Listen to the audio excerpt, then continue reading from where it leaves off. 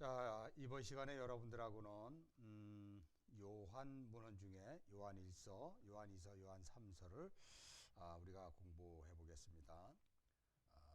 요한 1서, 2서, 3서를 연구하기 전에 우리가 먼저 신약 성서에서 요한이라는 이름이 붙어 있는 문서를 우리가 요한문서라고 이야기하는데, 이 요한문서에는 그 서신서 외에 요한 1서, 2서, 3서의 서신서 외에 요한복음과 요한계시록이 있다는 것을 염두에 두셔야 됩니다. 그러니까 요한 1서, 2서, 3서 그리고 별도의 요한복음과 그리고 요한계시록, 이렇게 5개를 우리가 요한문서, 요한문헌 이렇게 이야기합니다. 이렇게 하는 이유 중에 하나는 언어나 문체 또한 이 신학적인 그 내용들이 아주 유사하다는 것이죠. 물론 각 문서들은 신학적 경향이나 주제에 있어서 미묘한 차이점이 있으나 어떠한 누가 보더라도 다른 어떤 사전의 이해가 없더라도 요한복음서와 요한서신서를 여러분들이 나란히 놓고 읽으면은 아주 공통적으로 사용되는 독특한 어휘나 구분들을 발견하게 될 것입니다. 그리고 요한문헌의 신학적 배경이나 사상이 일관성을 갖고 있다는 것도 우리가 살펴볼 필요가 있습니다. 최근에 학계에서 발견된 그런 신약 개론서에는 요한복음과 요한 1서의 공통된 신학 주제를 다음과 같이 정리하고 있는데요. 이것은 좀 중요하기 때문에 제가 여러분들에게 참고가 되라고 기록해 드리겠습니다. 자, 요한복음과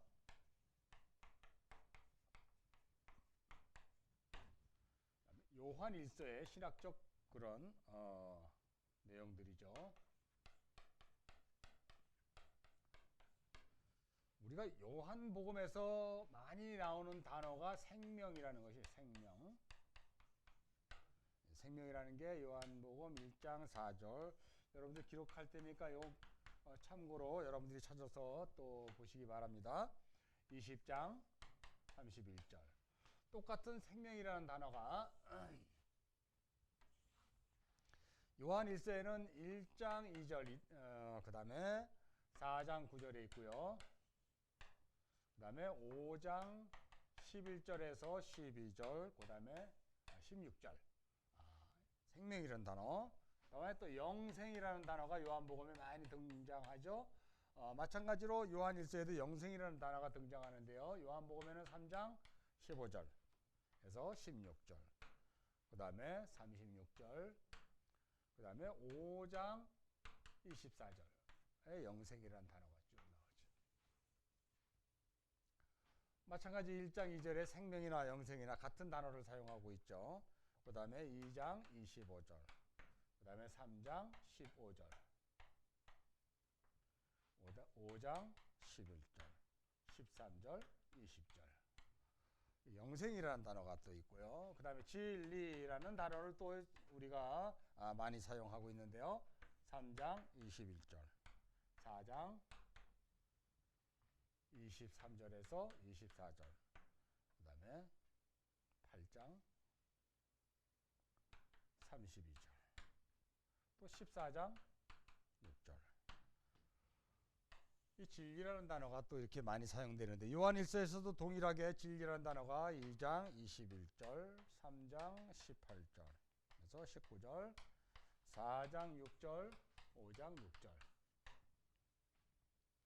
그다음에 요한복음에서 또 많이 사용되는 단어가 빛이라는 단어입니다. 빛. 1장 4절에서 9절까지, 3장 19절에서 21절까지, 그 다음에 8장 12절 빛, 1장 5절, 그 다음에 7절, 그 다음에 2장 8절에서 10절. 이렇게 제가 성경 구절을 여러분들에게 찾아주시면 여러분들은 꼭 찾아서 요한복음과 요한 1서가 이렇게 내용상 그리고 단어상 아주 깊은 연관을 갖고 있다는 것을 찾아서 읽으셔야 됩니다. 그 다음에 하나님의 아들로서 예수 그리스도.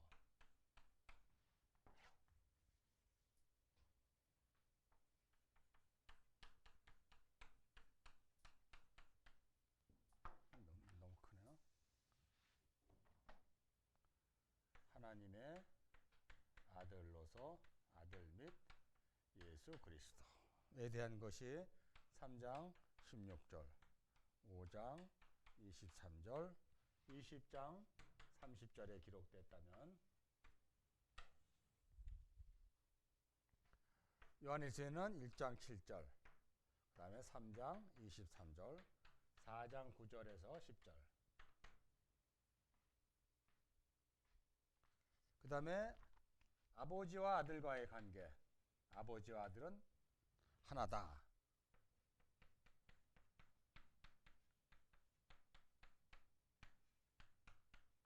아버지와 아들과의 관계.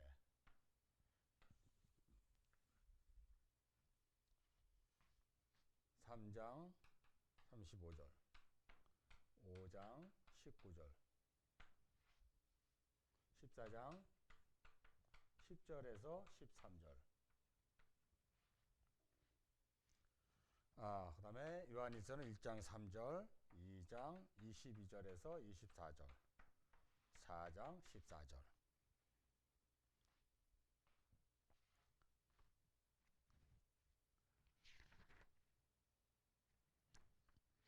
그 다음에 예수가 자기 목숨을 내어줌. 이런 게 있죠. 10장 15절에서 18절, 13장 37에서 38절.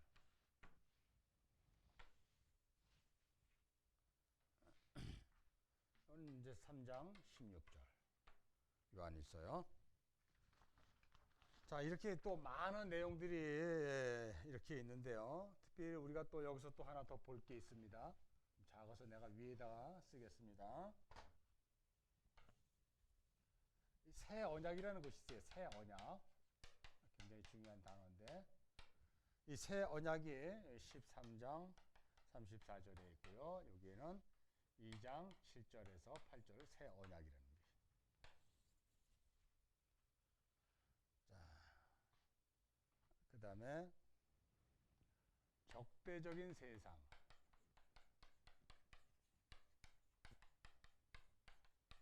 적대적인 세상. 이 세상은 아버지에 속한 세상이 아니다.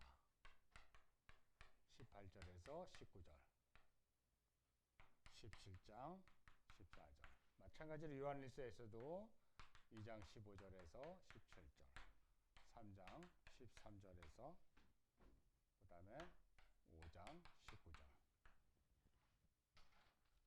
자, 이런 식으로 공통점이 지금 요한복음과 이거는 요한복음, 이건 요한일서. 그러니까 요한일서와 요한복음은 굉장히 상이한 내용들로 많이 이렇게 심오한 신학 사상들을 담고 있다는 것을 여러분 한번 깊게 생각해 주셨으면 좋겠습니다. 특별히 저자는 뭐 우리가 너무나도 잘 아는 것 같이 사도 요한이다. 우리는 이렇게 얘기할 수 있어요. 왜냐하면 요한복음서나 요한서신서들이 이렇게 동일하게 나와 있는 내용들이 사랑이라는 단어를 많이 사용했기 때문에 그렇고요. 그 다음에 진리나 이런 기쁨, 영생 이런 단어를 통해서 저자가 우리가 요한이다 이렇게 이야기를 할 수 있습니다. 자, 이렇게 뭐 나중에 또 자세히 뭐 짧은 내용들이니까 보게 되고요. 요한서신의 그 기록 배경을 우리가 한번 이렇게 좀 살펴봤으면 좋겠습니다. 요한서신문서, 요한일서, 2서, 3서가 기록된 동기와 배경이 모두 다른데요. 여러분들이 생각하면 요한서신서는 먼저 사랑의 사도 요한이라는 의미로 봤을 때 사랑이라는 단어가 아주 중요하게 대두되고 있고요. 우리가 요한 문서 그러면 사랑의 문서 이 정도로 생각을 해볼 필요가 있습니다. 사도 요한은 많은 사도들 중에서 가장 늦게까지 살아남았던 사도였고요. 그가 그 거의 90세 이상을 살면서의 그 인생의 여정, 과연 예수 그리스도는 누구인가 이렇게 곰곰이 살면서 묵상하면서 그 깊이가 깊어질수록 예수님은 사랑이었구나, 하나님은 사랑이었구나 라는 것을 깨달았다는 것이죠. 자, 특별히 이 요한 서신서를 기록하게 됐을 때 사도 요한이 관할하고 있었던 것이 소아시아예요. 소아시아. 그 소아시아 지역에 아주 상당히 큰 어려운 그런 그 곤란한 이 일들이 겪었던 것 같아요. 요한 1서나 요한 2서나 요한 3서를 읽어보면 그 소아시아 사도 요한이 관할하고 있던 소아시아의 교회에 큰 어려움이 있고 난 후에 사도 요한이 이 교회들을 위로하고 권면하기 위해서 아마 쓰여진 편지일 것이다 라고 많은 역사가들이 이야기하고 있죠. 자, 그래서 요한 1서, 2서, 3서 모두는요 그 요한과 함께 하고 있던 교회들이 큰 고통과 갈등에서 쓰여진 것이다 라고 이야기해요. 자, 우리 요한 1서를 한번 보도록 합시다. 요거는 여러분들 꼭 기록하시기 바랍니다.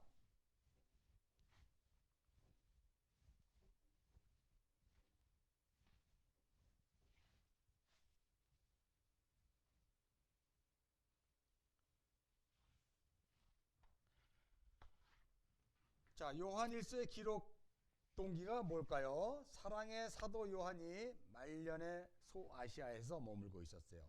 반보섬에 유배당해서 요한계시록을 썼던 것 같이 사도 요한은 이 유럽 쪽에 있지 않았고 아시아 지역에 있었다는 것이죠. 그때 그 교회들의 큰 시련을 겪고 난 후에 편지를 기록했는데요. 여러분 요한 1서를 저랑 한번 봅시다. 요한 1서 2장 19절 한번 펴보실까요? 요한 1서 2장 19절 피면 이런 말이 있습니다. 저희가 우리에게서 나갔으나.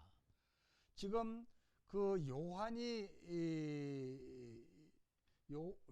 그 공동체 소아시아 교회에 함께 예배를 드리고 그러던 사람들이 있었는데 나갔다는 거예요.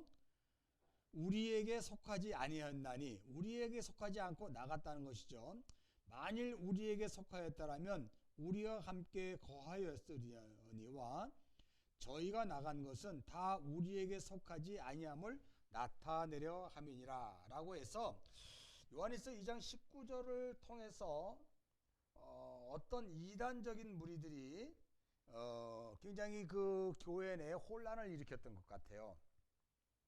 그리고 어떻게 해서 남아있는 무리들이 교회를 지켜냈고 그리고 떠나간 이 성도들 간에 서로 분리되고 찢어지는 그런 아픔이 있었지 않았을까라는 것을 요한 1서 2장 19절에 볼 수 있어요. 자, 우리 요한 1서 그러면 그 앞에 13절에서 14절도 한번 읽어보실까요? 자, 이런 말이 있습니다. 요한 1서 2장 13절에서 14절. 아비들아 내가 너희에게 쓰는 것은 너희가 태초부터 계신 일을 알며 청년들아 내가 너희에게 쓰는 것은 너희에게 악한 자를 이기었습니다. 그러니까 교회가 혼란스럽게 한 상태에서 떠나간 자들을 지금 악한 자들이라고 이야기하죠. 14절. 아이들아 내가 너희에게 쓴 것은 너희가 아버지를 알았으며 아비들아 내가 너희에게 쓴 것은 너희가 태초부터 계신 일을 알았으며 청년들아 내가 너희에게 쓴 것은 너희가 강하고 하나님 말씀이 너희 속에 거하시고 너희가 흉악한 자를 이겼습니다. 그러니까 지금 그 나간 일단의 무리들을 교회를 지키기 위해서 무리들을 제쳐두고 교회 안에 남아있는 무리들에게 정말 권면과 위로를 주기 위해서 사도 요한이 이 요한 1서를 쓴 것 같다는 내용이 이 본문에서 지금 밝히 드러나고 있죠. 자, 우리 4장 4절도 또 한번 볼까요? 또 비슷한 내용인데요. 4장 4절에 자녀들아 너희는 하나님께 속하였고 또 저희를 이기었나니 이는 너희 안에 계신 이가 세상에 있는 이보다 크십니다. 그래서 너희는 저희를 이겼다라고 말해서 아마 그 위로와 격려의 차원에서 이런 내용들이 이렇게 성경에 보여지고 있습니다. 실례로 요한계시록에 보면은요, 요한계시록 2장 2절에 에베소 교회에게 말하노라 라고 하는 요한계시록의 사도 요한의 또 서신 내용이 있죠. 거기에 보면 이단과의 그 교회를 지켜내기 위한 이단과의 격한 투쟁으로 인해서 말씀으로 인해 교회를 지켜냈는데 교회가 굉장히 어려움에 처하게 됐대. 요한계시록의 2장 2절에 보면 너희가 첫사랑을 잃었노라 라고 사랑을 잃었다라고 이렇게 얘기하는 것을 볼 수가 있어요. 그 이단과의 격한 투쟁으로 인해서 에베소 교회 안에 팽배한 그 의심과 투쟁의 분위기가 성도들이 서로 만나면 서로 반갑게 맞이하고 형제여라고 했던 그 관계에서 어느 날 갑자기 차가워지고 냉랭해지고 날카로운 관계로 에베소 교회가 되었다는 것을 사도 요한은 요한계시록에서 이렇게 에베소 교회를 책망하면서 이야기를 해요. 너희가 진리를 사수한 것은 참 잘했다. 그러나 너희가 사랑을 잃었다라고 하는 것을 통해서 이 내용과 일맥상통하는 것이 지금 요한 1서에서 보여지고 있지 않습니까, 여러분? 자, 그러한 것을 통해서 이제 5장 13절을 한번 봅시다. 요한 1서 5장 13절. 내가 하나님의 아들의 이름을 믿는 너에게 이것을 쓴 것은 너희로 하여금 너희에게 영생이 있음을 알게 하려 함이라 라고 말하면서 그 영생의 문제를 꼭 붙들어야 될 것이다 라는 것을 이야기하면서 특별히 나갔다가 다시 들어오는 그 이단들에 대한 그들의 미혹에 대해서 너희들이 영생의 문제를 꼭 놓치면 안 된다 라고 해서 5장 13절에 그 문제를 이렇게 교회가 견고히 그 악한 자들로부터 지켜야 될 필요성에 대해서 이야기하고 있어요. 자, 그럼 요한 1서에서 나타난 이단들은 어떤 이단들일까요? 그들과 싸워서 지켰다, 그들을 쫓아냈다라고 이야기하는데요. 자, 2장 18절을 한번 여러분 봅시다. 2장 18절. 2장 18절에 아이들아 이것이 마지막 때라 적그리스도가 이르겠다 함을 너희가 들은 것 같이 지금도 많은 적그리스도가 일어났으니 이러므로 우리가 마지막. 지금 그 사도 요한이 치리하고 있는 이 교회 안에 적그리스도 그들을 쫓아냈다는 것이죠. 적그리스도 안티크리스토이 그리스도를 대적하는 자들. 또 4장 1절에는 이런 말이 있습니다. 사랑하는 자들아 영을 다 믿지 말고 오직 영들이 하나님께 속하였나 시험하라. 많은 거짓 선지자가 세상에 나왔다. 거짓 선지자들이 나왔다는 거예요. 자, 이들의 가장 큰 문제가 바로 뭐냐면 이 적그리스도들과 거짓 선지자들이 요한 1서의 배경이 되는 교회 안에서 이들의 가장 큰 문제는 예수 그리스도의 신성과 인성입니다.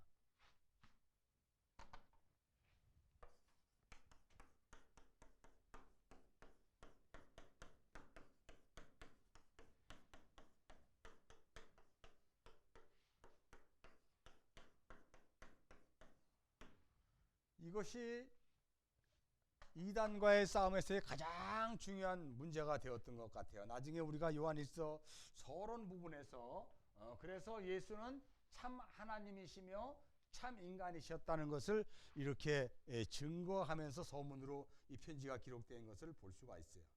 이렇게 예수님의 신성과 인성에 대해서 이들이 이 교회 안을 어지럽혔다는 거예요. 두 번째는 여러분들 우리 1장 5절과 1장 5절 한번 볼까요? 자, 5절서부터 우리가 쭉 한번 6절까지 읽어봅시다. 우리가 저에게 요한일서 1장 5절 우리가 저에게 듣고 너에게 전하는 소식이 이것이니 곧 하나님은 빛이시라 그에게는 어두움이 조금도 없으시리라 만일 우리가 하나님과 사귐이 있다고 어두운 데가 가운데 행하면 거짓말을 하고 진리를 행치 아니하며. 그러니까 이들은 예수를 믿는다고 하면서 예수의 신성과 인성을 부인함으로 말미암아 스스로 어두운 데 거하며 또한 그 진리가 아닌 거짓말, 거짓 진리를 행했다는 거예요. 자, 7절. 저가 빛 가운데 계신 것 같이 우리도 빛 가운데서 행하면 우리가 서로 예수와의 사귐이 있고 그 아들 예수의 피가 우리를 모든 죄에서 깨끗게 하실 것이다 라고 이야기해요. 자, 8절. 만일 우리가 죄 없다 하면 스스로 속이고 또 진리가 우리 속에 있지 않냐. 죄가 없다. 그러니까 이 이단들에게 두 번째 문제는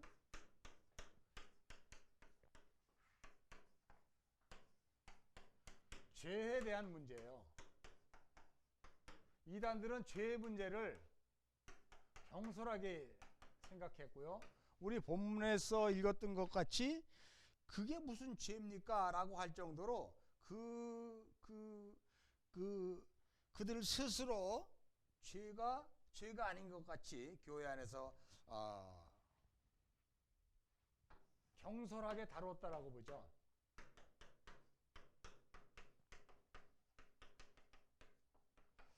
오늘날 한국교회 우리가 섬기는 교회의 가장 큰 문제는 예수 그리스도의 신성과 인성은 이미 우리의 그 신앙의 선지들이 이 문제를 확고하게 정립을 했기 때문에 이 문제에 대해서 큰 문제는 있지 않습니다. 그리고 청교도들이 가장 그 고민했던 부분이 바로 이 죄에 대한 문제였거든요. 이게 1700년대, 1800년대죠. 1900년대까지도 갈 수 있지만 그러나 이 죄에 대한 끊임없는 문제에 대해서 오늘날 21세기 교회는 별로 이거를 경솔하게 다루는 것을 우리는 볼 수 있습니다. 여러분, 이 죄 문제를 경솔하게 다루게 되면요, 요한 1서에서 가장 큰 문제가 되었던 내용들을 우린 교회 안에서 끊임없이 시작돼요. 교회가 어려워지고 교회가 분리가 되고 교회가 갈라지는 가장 큰 문제는 아간 한 사람이 범죄함으로 말미암아 유다 지파가 그렇게 하나님께 책망을 받았던 것처럼 그 죄를 아주 경솔하게 여기는 교회 안에서 어떤 자로부터, 즉 하나님의 신성과 인성을 부인하는 자로부터 경솔한 신앙생활과 예배 행위와 그리고 교제를 통해서 이 문제가 불거지기 시작한다는 것이죠. 그래서 오늘날도 이 교회에서의 죄 문제는 아주 굉장히 중요한 내용이라는 것을 우리는 한 번쯤은 생각해 볼 필요가 있습니다. 자, 그렇다면 이단들은 도대체 그 당시에 무슨 근거를 가지고 이렇게 이야기를 했을까?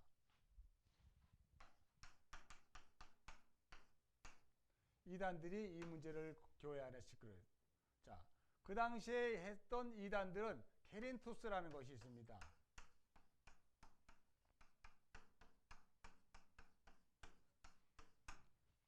이 게린투스라는 사람이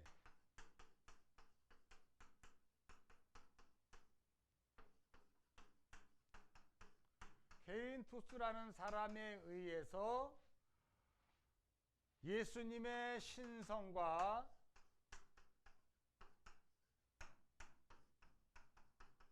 인성의 문제를 영지주의적인 이원론, 그래서 예수의 신성을 부인하게 되는 거죠.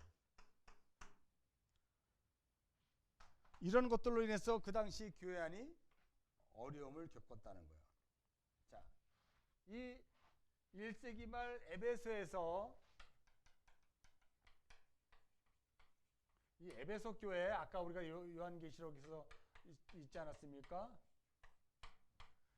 에베소 교회 안에 있는 이 게린투스들이 요한계시록 2장 2절에 너희가 정말 진리를 사수하는 건 잘했다라고 할 때 이 게린투스주의와 싸웠다는 것을 우리가 이렇게 알 수가 있어요.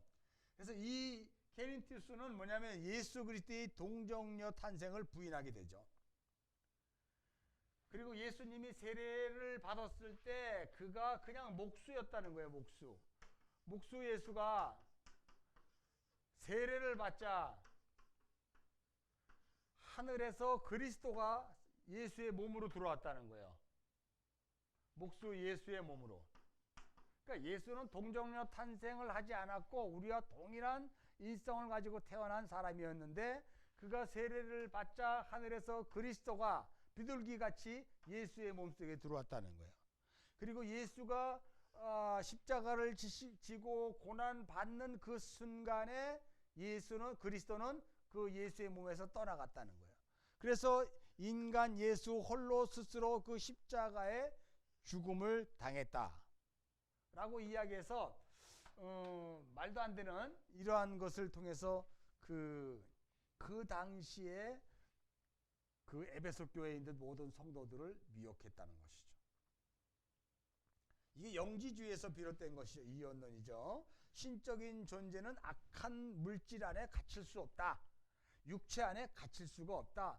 설령 갇혔더라도 잠깐 왔다가 가는 것이다 라고 이야기해서 우리가 왜 이런 생각을 할 수 있습니다. 신앙생활하다 보면 성령이 우리 안에 들어오셔서 또한 그 예수 믿는 사람인 것처럼 했는데 어느 날 성령이 우리 밖에서 떠나가셔서 우리는 이제 또 다시 예수 믿지 않는 것 같은 그러한 생각을 하고 생활을 하고 그러한 사람의 모습이 바로 이 케린투스주의가 이야기하고 있는 것이죠. 여러분 예수 그리스도를 믿는 순간 여러분이 예수를 믿었다면 바로 성령에 의해서 예수를 주와 그리스도 되심을 믿게 되는 것이거든요. 그리고 한번 성령이 여러분이 예수를 믿게 했다면 성령은 여러분을 절대 떠나가지 않습니다. 성령의 인식 정도가 이렇게 점점 아주 작아질 뿐이지 충만하지 않을 뿐이지 떠나질 않아요. 그러나 케린투스는 그런 이야기를 하는 거예요. 우리가 그 성령이 우리 안에 들어왔다 또는 나갔다도 한다. 오늘날 신비주의적인 그러한 그 것들을 많이 하는 교회들은 그런 이야기들을 많이 해요. 성령이 나갔다, 성령이 없다, 성령이 부족하다 이런 이야기를 우리가 교회 안에서 심심치 않게 하는데요. 이런 것들이 다 케린투스주의의 영향을 받은 영지주의적인 이원론이라는 것을 잘 아셔야 돼요. 그래서 행여나 여러분 안에 여러분의 성도들이 신앙생활이 좀 차가지도 않고 미지근하게 하는 그런 성도들을 보고 성령이 없어서 그래, 성령을 받아야 돼 자꾸 그렇게 성령 받는 것을 강조하면은요, 여러분은 예수 그리스도의 이 신성과 인성을 부인하는 케린투스주의자가 될 수 있다는 거예요. 그래서 이런 부분에 대해서 좀 이렇게 잘 다뤘으면 좋겠습니다. 자, 우리가 이러한 것을 통해서 교회가 굉장히 어려움을 겪게 되는 그 요한 1서의 그 교회의 배경을 볼 수가 있습니다. 자, 그러나 예수 그리스도는 세례받고 고난받으며 예수의 몸에서 떠나가시고 이렇게 보고 있다가 또 다시 오고 한 분이 아니라는 것을 요한 1서는 그 사도 요한은 그 에베소 교회 그 당시 소아시아에 있는 이 교회들에게 이 케린투스의 가장 큰 문제들을 이야기하기 위해서 그리스도는 참 하나님이시고 참 인간이셨다. 그리고 너희가 참 하나님과 참 인간인 것을 믿게 되면 이 죄의 문제에 대해서 결코 경솔하게 다룰 수 없는 그런 존재들이 된다. 왜냐하면 하나님이신 예수 그리스도의 성령이 이 문제를 우리들에게 계속해서 잡고 가기 때문에 그래요. 자, 요한일서 우리 4장 9절 한번 봅시다. 요한일서 4장 9절에 이런 말이 있어요. 하나님의 사랑이 우리에게 이렇게 나타난 바 되었으니 하나님이 자기의 독생자를 세상에 보내심은 저로 말미암아 우리를 살리려 함이라. 이 지금 그 당시 케린투스주의에 대한 반발을 지금 요한 1서에서는 이렇게 이야기하고, 하나님 우리를 사랑하셨기 때문에 독생자를 보내주셨다. 그러면 하나님이 우리가 죄를 져서 사랑하지 않으면 독생자를 거둬가시는가? 그건 말도 안 되는 거 아닙니까? 자, 요한일서 우리 그 10절 한번 보면 4장 10절. 사랑은 여기 있으니 우리가 하나님을 사랑한 것이 아니요 오직 하나님이 우리를 사랑하사 우리 죄를 위하여 화목제로 그 아들을 보내셨다. 하나님이 독생자 예수 그리스도를 우리에게 보내신 것은 우리가 사망 권세에 끌려 어찌할 수 없는 그 죄 문제로 인해서 죽음을 맞이하게 되는 그것을 보시고 그것을 해결하기 위하여 화목제물로 아들을 이 땅에 보내셨다. 3장 16절 한번 봅시다. 그가 우리를 위하여 목숨을 버리셨으니 우리가 이로써 사랑을 알고 우리 형제들을 위하여 목숨을 버리는 것이 마땅하다. 그리스도의 십자가의 죽으심을 이야기하고 있죠. 2장 2절로 한번 봅시다. 2장 2절. 저는 우리 죄를 위한 화목제물이니 우리만 위할 뿐이 아니요 온 세상의 죄를 위할 뿐이다. 우리의 죄만이 아니라 온 세상의 믿는 자들의 죄를 위할 뿐이다.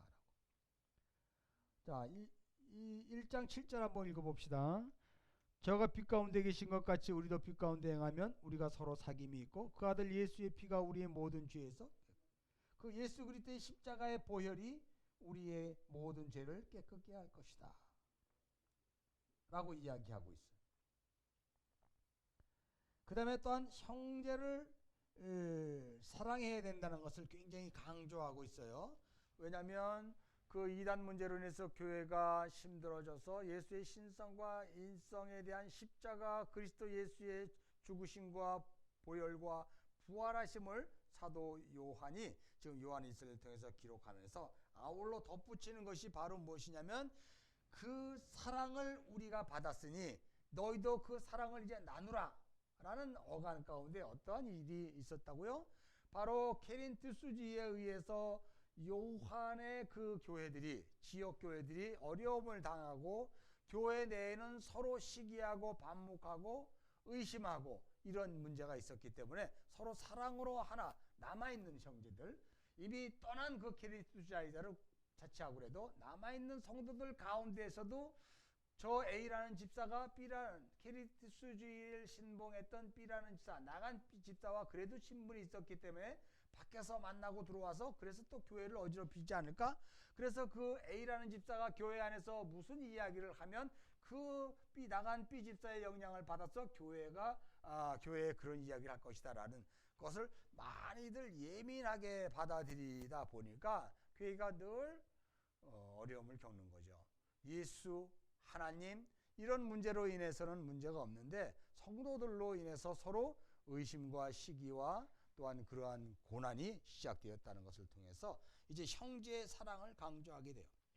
2장 7절에서 우리 11절 한번 봅시다. 사랑하는 자들아 내가 새 계명을 너에게 쓰는 것이 아니라 새 계명을 지금 너에게 주는 게 아니라는 거죠. 너희가 처음부터 가진 옛 계명이라는 거예요. 옛 계명은 너희가 들은 바 말씀하거니와 다시 내가 너에게 새 계명을 쓰노니 새 계명 다른 계명 아니에요. 그냥 옛부터 있던 계명이에요. 저희에게서와 너희에게도 참된 것이라 이는 어둠이 지나가고 참빛이 벌써 비쳤습니다. 그리스도 예수를 말하죠.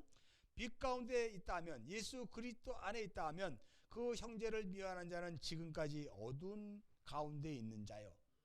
그죠?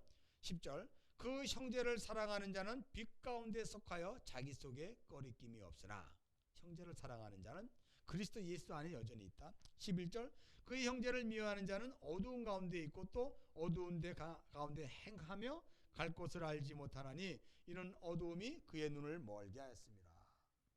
형제를 사랑하라. 3장 11절 한번 또 봅시다. 우리가 서로 사랑할지니 이는 너희가 처음부터 들은 소식이다. 서로 사랑하라. 4장 7절 에서 21절까지는 하나님은 사랑이시다라. 그러니 우리가 어찌할꼬 우리도 그 사랑을 받았으니 형제에게 사랑을 나눠줌이 어찌 아니할까라고 하는 내용들을 이야기해요. 그러면서 3장 10절 한번 봅시다. 형제를 사랑하지 않으면 자 3장 10절 이러므로 하나님의 자녀들과 마귀의 자녀들이 나타나니 무릇 의를 행치 아니하는 자나 또 그 형제를 사랑하지 아니하는 자는 하나님께 속하지 아니하였다라고 해서 이 사랑의 문제를 아주 중요하게 다루고 있습니다. 그것이 바로 십자가의 실체였기 때문에 그러죠. 또한 그 죄 문제를 경솔히 여기는 이 요한의 교회에게 계명은 반드시 지켜야 된다라는 것을 이야기하고 있어요. 5장 3절로 한번 봅시다. 5장 3절 보면 하나님을 사랑하는 것은 이것이니 우리가 그 계명들을 지키는 것이라. 그 계명들은 무거운 것이 아니다. 그러나 계명을 지켜라. 4장 21절 또 한번 봅시다. 우리가 이 계명을 주께 받았나니 하나님을 사랑하는 자는 또 그 형제를 사랑할지라. 그래서 이렇게 계명 지키는 문제에 대해서 이제 이야기하고 있어요. 자, 이것이 요한 1서에 나타난 문제들이죠.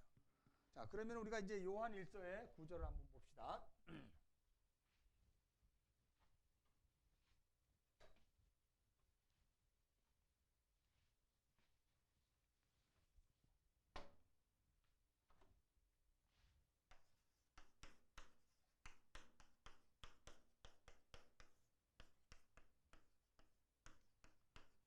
요한일서의 구조는 우리가 여기서 본 것처럼 1장 1절에서부터 4절까지예요.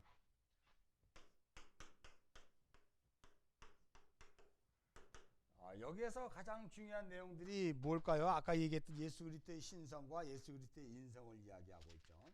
자, 우리가 한번 성경을 한번 봅시다. 1장 1절서부터 4절. 태초부터 있는 생명의 말씀에 관하여서 우리가 들은 바요 눈으로 본 바요 주목하고 우리 손에 만진 바라. 이미 그리스도 예수를 우리가 손에 만져보지 않았습니까? 이 생명이 나타나신 바 이미 되었지 않습니까? 이 영원한 생명을 우리가 또 보았고 우리가 또 증거하여 너희에게 전했다고 요한은 이야기하고 있습니다. 이는 아버지와 함께 계시다가 우리에게 오신 성육신 하신 예수님을 이야기하고 있습니다. 우리가 보고 들은 바를 너희에게도 전하면 너희로 우리와 사귐 있게 하려 함이니 우리의 사귐은 아버지와 그 아들 예수 그리스도와 함께 합니다. 자, 그래서 이 서론의 가장 중요한 문제는 바로 예수의 신성, 아버지로부터 이 땅으로 오신 하나님이시다. 근데 그분은 참 인간으로서 33년간의 그 공생의 기간을 보내셨다. 그 다음에 서로 사귐이다.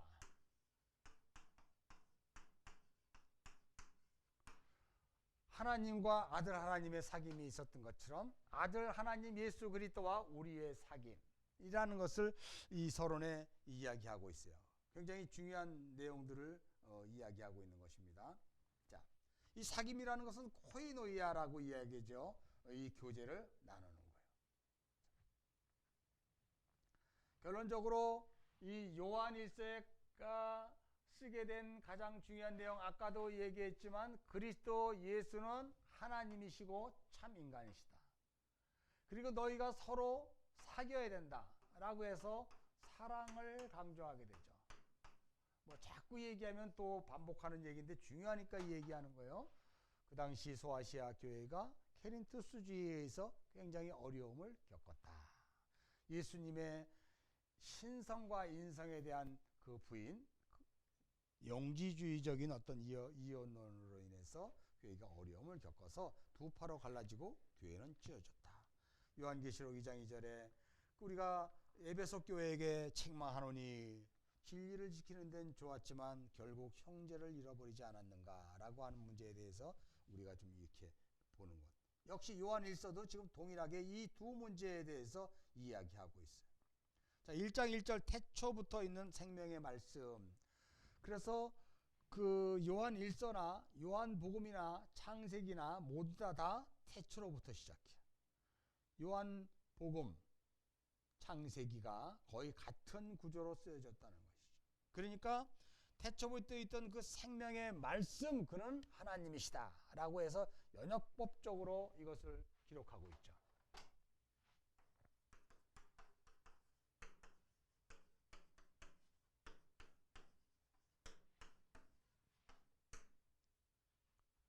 예를 들어서 태초부터 계신 그분은, 예수는 하나님이시다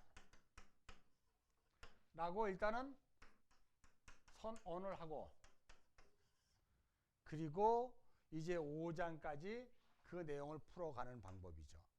그래서 그분은 하나님이시다 라고 이제 이렇게 연역법적으로 먼저 던져놓고 그 다음에 하나씩 풀어나가는 내용들로 이렇게 우리가 볼 수가 있어요. 자, 그래서 태초부터 그분은 하나님이었다.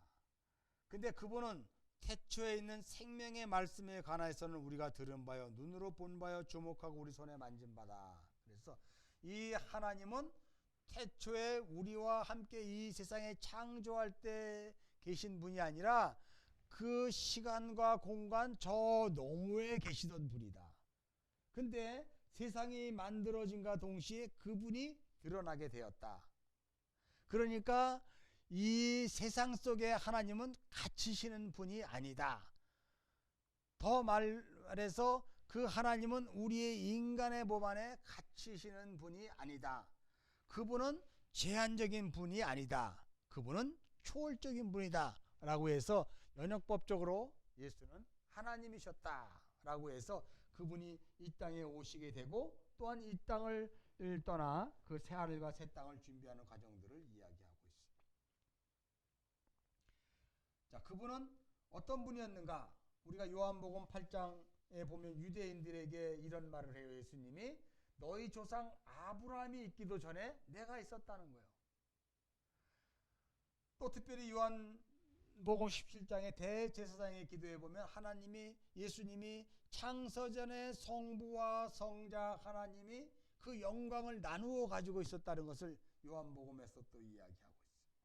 그러니까 예수님의 선제성을 지금 요한일서가 다시 한번 드러내는 거예요. 서론에서. 여러분, 타 종교는 없을 무를 사용합니다. 없을 무. 그러나 기독교는 한 번도 없었던 적이 없어요. 우리 눈에 보인 적이 없고 만져진 적이 없고 여기에 본 것처럼 증거된 주목해 본 적이 없었지만 타 종교는 없을 무라고 이야기, 없다. 또 있을 유 이렇게 이야기를 하고 있어요. 그러나 우리 기독교에서는요, 없을 무 있을 유가 아니라 이 무가 있어 본 적이 하나도 없었기 때문에 우리는 있느냐 다르냐 이렇게 이야기하고 있어요. 그래서 진리냐 비진리냐를 이야기하고 있죠. 그래서 예수님은 초월적인 분이라 한 번도 없었던, 그래서 기독교에서는요, 없었던 것을 하나님은 없었던 적이 없던 분이다. 이 세상이 만들어지기 전에도 그분은 계셨다라고 이야기하는 것을 이야기하고요. 무가 아니라 우리는 불을 쓴다라고, 다르다 이런 것을 쓴다는 것을 한번 또 우리가 한번 생각해 봤으면 좋겠어요. 자, 그래서 예수는 그곳에 계셨다. 그리고 이 예수가 생명이다라고 말하죠. 2절 보면 예수는 영원한 생명을 우리가 보았다. 그러니까 예수는 영원한 생명인데 그분은 하나님과 함께 계셨다. 요한복음 1장 1절에 말씀이 아버지와 함께 계셨다라고 이야기해요. 호로고스 프로스톤세오라는 헬라어를 이렇게 사용하면서 그분은 아버지와 함께 영원 전부터 계신 분이다라고. 자, 그래서 이 서신서를 쓰게 된 목적이 여기에서 드러나게 되는 것이 바로 뭐냐면 예수 하나님과의 사귐으로부터 주어지는 이제 결과. 자, 여기에 대한 서론에 대해서 이제 우리가 구조죠. 이게 이제 서론이라 그러면 결론은 바로 뭐냐는 거예요. 결론은 요한일서 5장 13절이에요. 요한일서 5장 13절 한번 한번 읽어볼까요? 내가 하나님의 아들의 이름을 믿는 너희에게 이것을 쓴 것은 너희로 하여금 너희에게 영생이 있음을 알게 하려. 그러니까 결론은 영생이다. 그러니까 다시 그 이단들이 교회 안에 들어올지 모르니까 그렇든 어쨌든 너희는 이 영생의 문제에 대해서만큼은 꼭 붙들고 있어라. 그러니까 요한일서의 구조는 바로 뭐냐면요, 바로 예수님은 하나님이시며 참 인간이시고, 그리고 그 예수로 말미암아 너희가 하나님과 우리와의 사귐이 있었던 것처럼 너희도 서로 사랑해라. 그러므로 말미암아 영생이 너에게 주어질 것이다. 영생을 꼭 붙잡아라. 라고 하는 것이 요한일서의 구조면서 서론과 결론이 이런 식으로 연역법적으로 지금 기록되어 있다는 것을 여러분 아셔야 돼요. 그러면 요한일서 1장 5절서부터 1장 5절서부터 나머지 저기까지는 이제 본론에 대한 것이죠. 그 본론에 대한 게 뭘까요? 본론에 대한 것이 이 이단의 문제죠.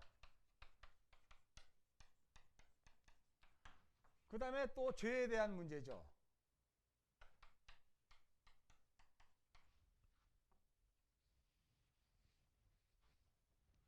그럼 이단의 문제와 죄의 문제를 해결할 수 있는 유일한 방법은 사랑이다. 이것이 이제 본론에 대한 내용들로 이렇게 기록되는 거예요.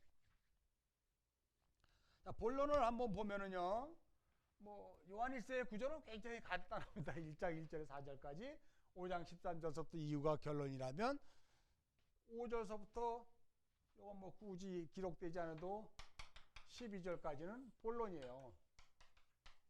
그러니까 본론의 내용은 이 문제를 포괄하고 있는 내용들, 이 본론의 문제는 어디를 향하고 있냐면 영생의 문제를 향하게 하고, 이 서론의 문제, 하나님은 예수는 하나님이시며 참 인간이었다라는 것, 그리고 그분이 창세전에도 초월적으로 계셨다는 것,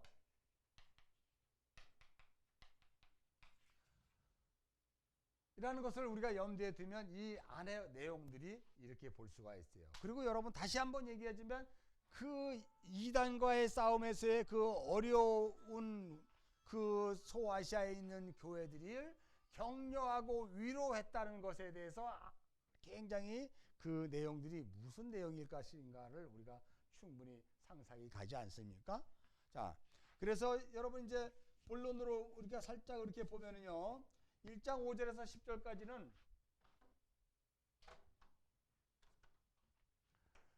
(1장 5절에서 10절까지는) 하나님 아버지와의 교제, 코이노이아.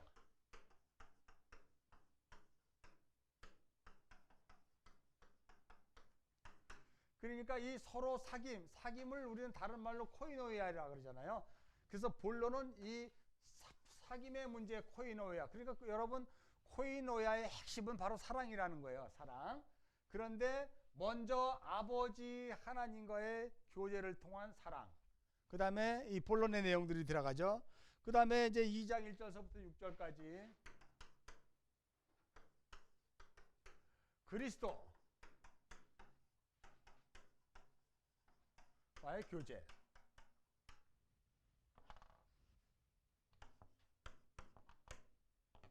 그리스도와의 교제, 하나님 아버지와의 교제, 그리스도와의 교제.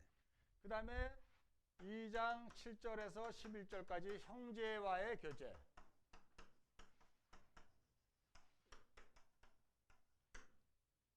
코이노아에 대한 이야기. 그 다음에 2장 12절에서 17절까지 세상을 사랑하지 말아라. 세상을 사랑하면 아버지의 영이 그 안에 있지 않다. 세상 살아가지 말 것을 이야기해요. 이 죄 문제에 대한 것을 이야기하는 것이죠. 그 다음에 이제 이게 코이노이아를 이야기한다면요, 이 문제를 우리가 또 이렇게 보면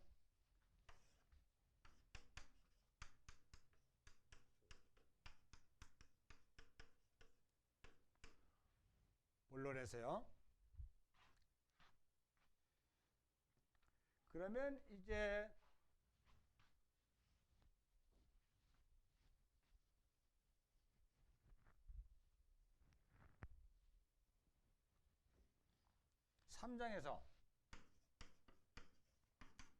(3장에서는) 이제 어떤 내용들이 있냐면요, 그 하나님과 교제하는 성도들의 특징,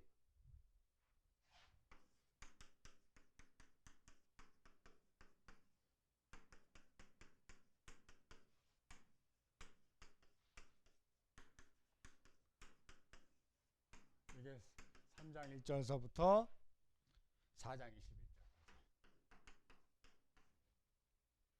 하나님과 교제하는 성도들의 특징. 그래서 이제 3장 1절에서 12절까지는 죄의 문제. 이 죄로 말미암아 하나님과 관계가 끊어지므로 너희는 그 의를 선택해라. 그 다음에 3장 13절서부터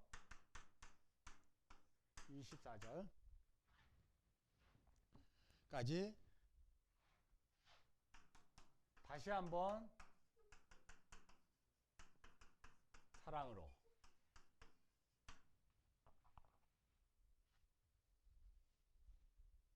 지금 본론을 이야기하고 있는 거예요. 본론의 구조. 자, 그 다음에 참된 교제를 위한 영분별 4장 1절에서 6절.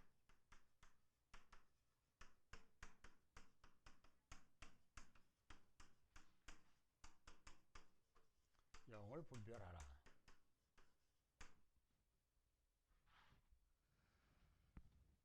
자, 그 다음에 사랑의 신학 21절. 사랑은 여기 있으니 사랑의 신학. 이게 이제 하나님과 교제하는 성도들의 특징, 그죠? 본론에 대한 이야기죠. 하나님과 교제하는 성도들의 특징. 그 다음에 마지막으로 이제 결론에 있어 신앙의 승리, 형제를 사랑하라, 영생을 붙잡아라. 이런 내용들로 이제 끝나게 되는데요. 우리가 특별히 여기서 하나 또 생각해야 될 것이 적그리스도와의 관계가 굉장히 중요한 문제이기 때문에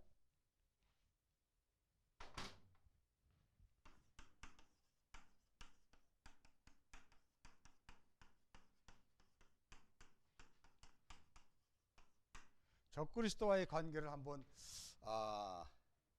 살펴봅시다. 자, 적그리스도의 모습은 첫 번째 형제를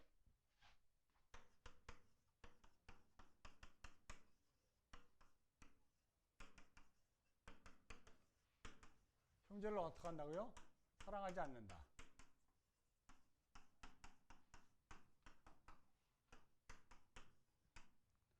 두 번째는 뭘까요? 형제를 사랑하지 않는다. 두 번째는 그리스도의 인성을 부인한다.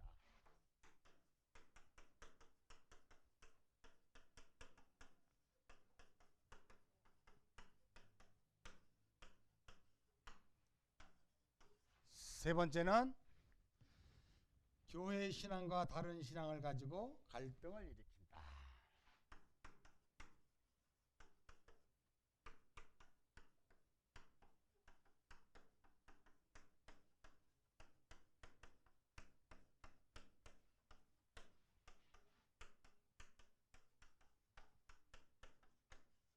갈등을 일으킨다.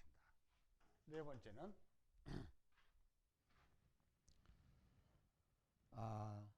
네 번째는 이제 악의 무리. 자, 다른 교훈.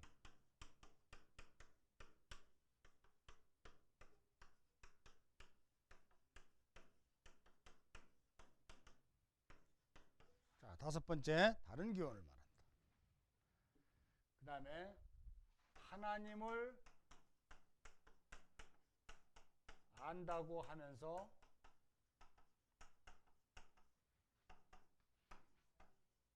그에 따른 실천이 없다.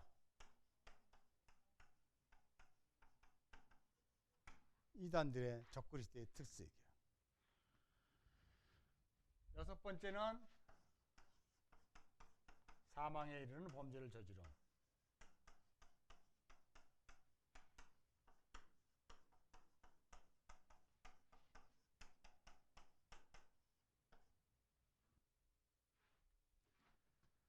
다음에 일곱 번째, 도덕과 윤리에 대하여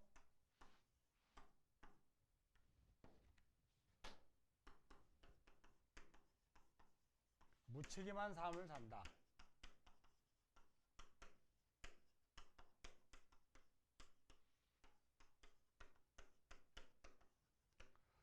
이것이 적그리스도의 모습이에요. 요한일서가 이야기하고 있는 적그리스도는 형제를 사랑하지 않는다. 그리스도의 인성을 부인한다. 교회의 교리 문제를 가지고 갈등을 일으킨다. 다른 교훈을 말한다. 하나님을 안다고 하면서 그에 따른 행위, 실천이 없다. 사망에 이르는 범죄를 저지른다. 그 다음에 도덕과 윤리에 대해서 무책임한 삶을 산다. 라는 것이 이 요한일서에 나오는 그러한 그 이단의 적그리스도의 문제죠. 자, 결론을 우리가 보면 영생을 위하여 꼭 붙잡기 위해서 무엇을 해야 될까? 결론의 문제는 우리가 요한일서 5장 이후에 13절 이후에 나온 것처럼 기도하라 라는 것을 우리가 이야기할 수 있어.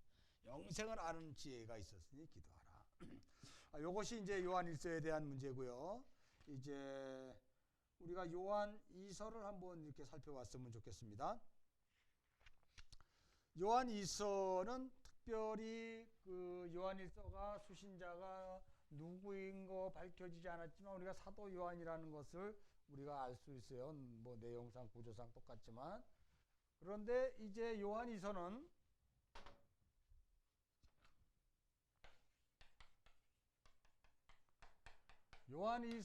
발신자가 누굽니까? 발신자가 그냥 장로 이렇게 돼 있어요. 수신자는 우리 요한 2서 한번 봅시다. 수신자는 택하심을 입은 부녀와 그의 자녀.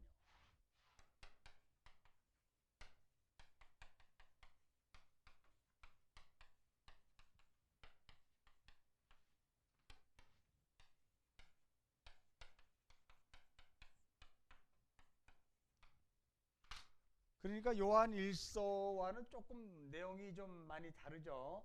요한 1서는 하나님이 누구이신가를 광범위하고 포괄적으로 그분은 사랑의 실체였고 우리가 그 사랑을 받아 영생에 이르기를 힘쓰라.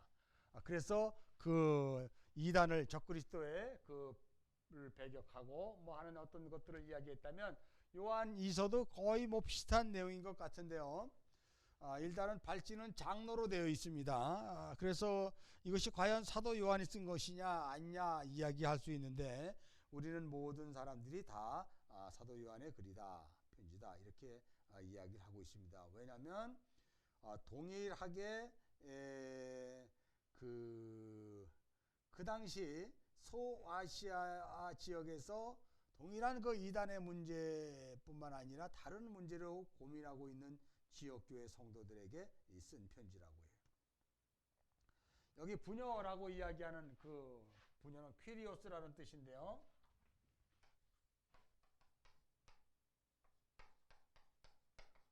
퀴리오스는 이제 뭐 우리가 알다시피 뭐 귀부인 뭐 이렇게 오늘날로 치면 무슨 뭐 사모님 뭐 이런 식으로 아주 좀 이렇게 극존칭하는 그런 여성 명세를 사용하고 있는데요. 사실 이 택함 받은 부조와라는 이 키리오스를 다른 말로 에클레시아. 에클레시아 뭐예요? 교회잖아요. 그러니까 그의 자녀, 성도. 그러니까 택하심을 입은 소아시아의 교회와 그의 성도들에게 쓴 편지가 요한이서다. 기록 동기를 한번 볼까요? 4절, 6절. 너희 자녀 중에 우리 아버지께 받은 계명대로 진리 행하는 자를 내가 보니 심히 기쁘도다. 부녀여. 내가 이제 네게 구하노니 서로 사랑하자. 이는 새 계명같이 네게 쓰는 것이 아니요 오직 처음부터 우리가 가진 것이라. 아까 요한일서와 비슷한 내용이죠, 그죠? 또 사랑은 이것이니 우리가 그 계명을 쫓아 행하는 것이요 계명은 이것이니 너희가 처음부터 들은 바와 같이 그 가운데서 행하라 하심이라. 요한일서를 아주 압축해서 하나 또 이렇게 던져놓는 내용으로 우리가 볼 수가 있잖아요. 그러니까 서로 사랑할 것을 권면하고 있어요. 7절 한번 볼까요? 미혹하는 자가 많이 세상에 나왔나니 이는 예수 그리스도께서 육체로 임하심을 부인하는 자라. 이것이 미혹하는 자요 적그리스도. 요한일서에서 나왔던 동일한 내용들 아주 간략하게 압축하고 있죠. 미혹하는 자를 경계하기 위해서. 거의 동일한 내용들이요. 12절 한번 볼까요? 내가 너에게 쓸 것이 많으나 종이와 먹으로 쓰기를 원치 아니하고 오히려 너에게 가서 면대하여 말하려 하니 이는 너희 기쁨을 충만케 하려 함이라 라고 해서 그 기쁨의 충만함은 영생의 문제를 이렇게 잡고 들어가고 있는 내용들이에요. 그러니까 그 사도 요한의 임박한 방문을 통해서 너희가 어떻게 준비하고 있어야 될 것인가를 이제 이야기하고 있죠. 자, 이게 이제 요한 2세의 기록 동기죠. 아주 굉장히 간단하죠. 구조를 볼 것 같으면 또 이제 구조를 또 안 볼 수는 없죠. 구조 1절서부터 1장 1절에서 3절까지는 서론이에요. 그러니까 뭐 잠깐만 읽어봐도 그 편지하는 그 이야기는 영원히 우리와 함께 진리로 인해서라고 하는 것을 이야기하고요. 4절서부터 11절까지는 진리에 의해서라면 진리를 따라 행함에 대해서 이야기한다면 나머지는 뭐 자연스럽게 이제 그 결론이죠. 결론으로 12절 13절 너희 보기를 원한다.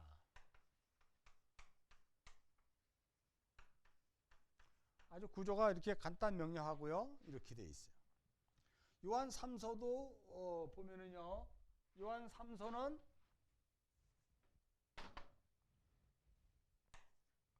발신자가 장로가 어떤 사람인 가이오에게 보내는 편지예요.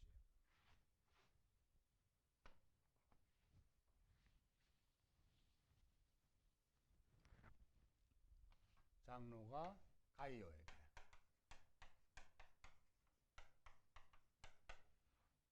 요한 3서는 장로가 가이오에게 보내는 편지. 자, 신약 성경에는 여러 명의 가이오가 나와요. 그런데 소아시아 어느 교회 신실한 성도일 것이다 라고 이야기해요. 그래서 1절에 한번 봅시다. 장로는 사랑하는 가이오 곧 나의 참으로 사랑하는 자에게. 그러니까 사랑 안에서 모든 것을 행했던 자. 그 당시 소아시아가의 가장 큰 문제는 교회 안에 사랑이 없었던 것인데 이 가이오가 있는 교회는 굉장히 그 사랑으로 하나 되었던 것인 것 같아요. 아마 그러니까 굉장히 칭찬을 받고 있는 모습이죠. 격려하기 위해서 편지를 쓴 것 같아요. 그런데 기록 동기를 이렇게 보면 이 안에 독특하게 9절 10절 보면은요. 디오드레베라는 사람이 나와요.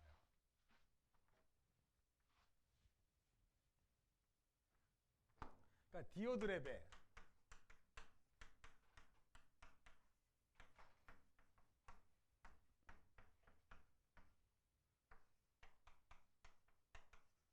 (9절 10절은) 디오드레베의 문제로 인해서 이제 그 골이 아팠던 것 같아요 아마. 그래서 그 문제에 대해서 이제 편지를 썼어요. 그러니까 그 가이오에게 편지를 쓰면서 디오드레베로 인한 교회 갈등이 무엇인가?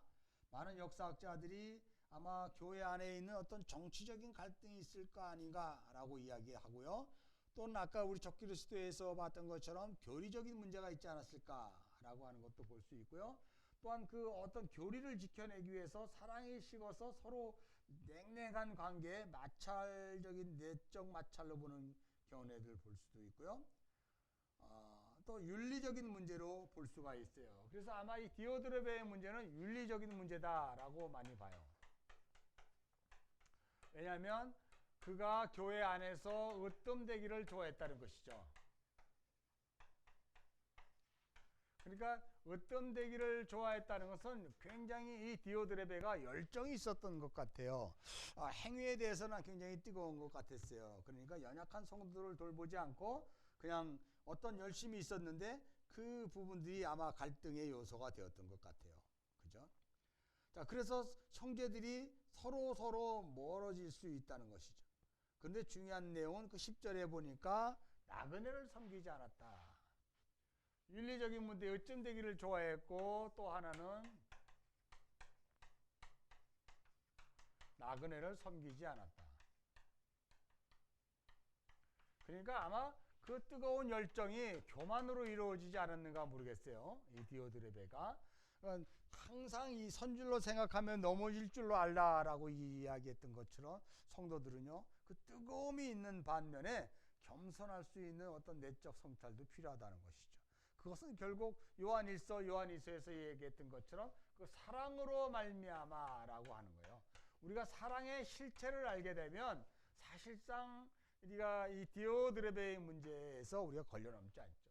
그래서 그 11절에 그 반대되는 내용 12절 데메드리오라는 사람이 나오죠.